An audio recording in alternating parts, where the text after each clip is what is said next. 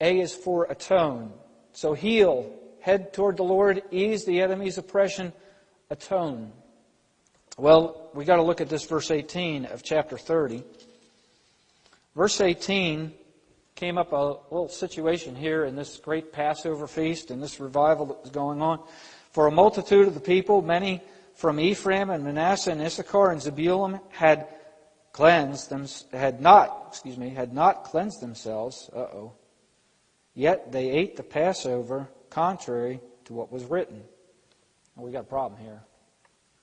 They didn't cleanse themselves. What are we going to do about that?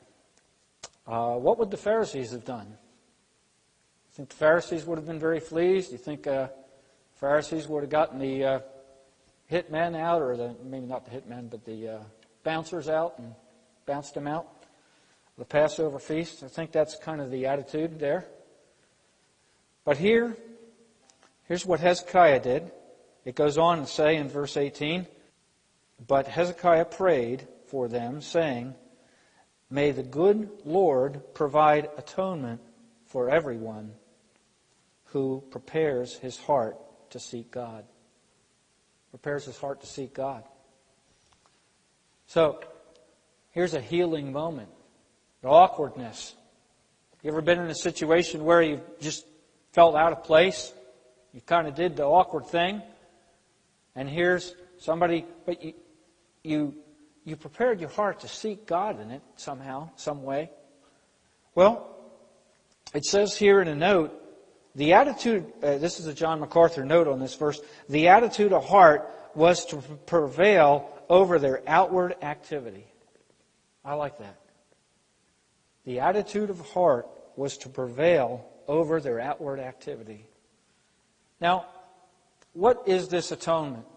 Well, this atonement was something that was done in the Passover Feast. And the Passover Feast is a picture of the shed blood of a lamb for the saving of the firstborn, was what it was a picture. But it's all a picture of Jesus Christ shedding His blood.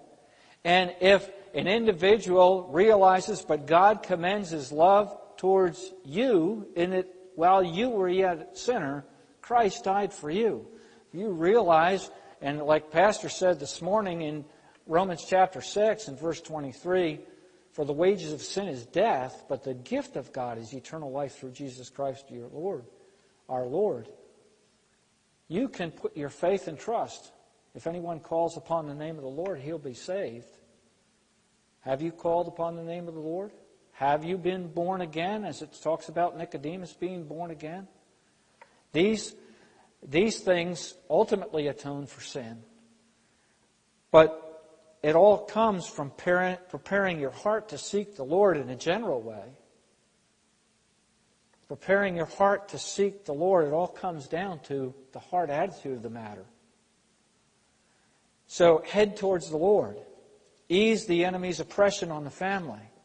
Atone. Gain this atonement that is from the Lord. And fourthly, is for listen. Well, what happened to Hezekiah's prayer in this context? Verse 20 says, and the Lord listened to Hezekiah and healed the people. That's where I got my whole point from. Healed the people. The healing of the seekers. Head towards the Lord. Ease the enemy's oppression on your children. Atone and listen are those 4 points.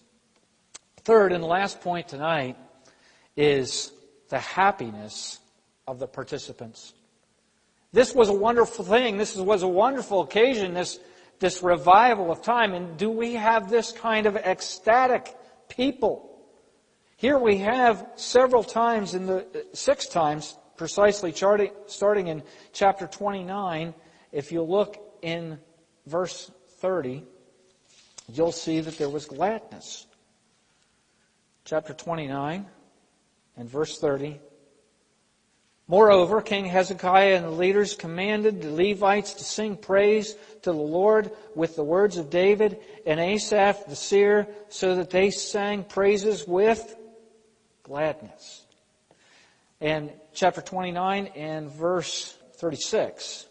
If you look there, it says, then Hezekiah and all the people rejoiced that God had prepared a people since the events took place so suddenly. See, this didn't come without bumps and problems within it, and yet they rejoiced in the midst of those difficulties. They had to delay this thing. And yet the people kind of had a singleness of heart and mind, even though those bumps happened. And then if you look at chapter 30 and verse 21, 23, 25, 26, you'll see it again and again. Let's just look at these. So the children of verse 21, so the children of Israel who were present at Jerusalem kept the feast of unleavened bread. Am I reading the right chapter? Yeah. Unleavened bread 7 days with great gladness.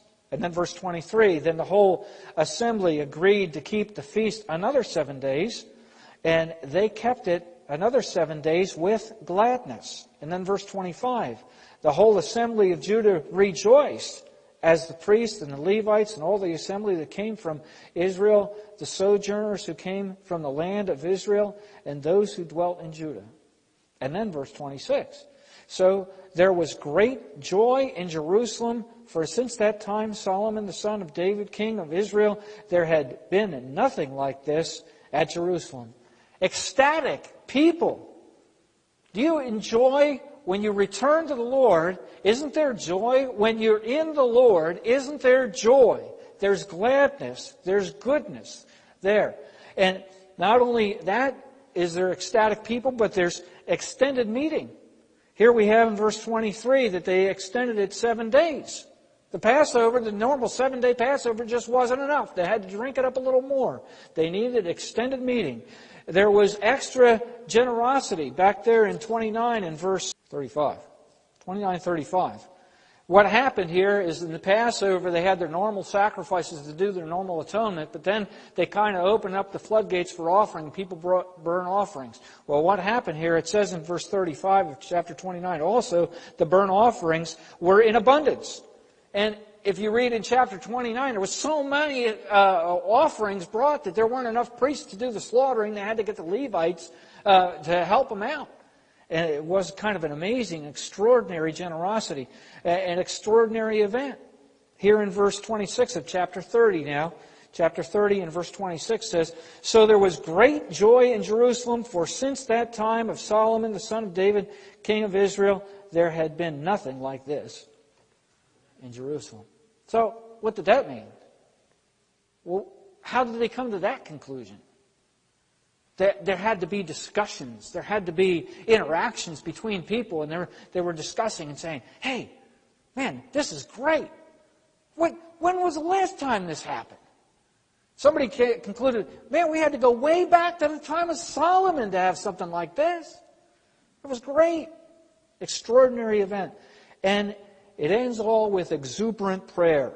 In verse 27, then the priests, the Levites, arose and blessed the people, and their voices were heard, and their prayer came up to the holy dwelling place to heaven. What a wonderful story.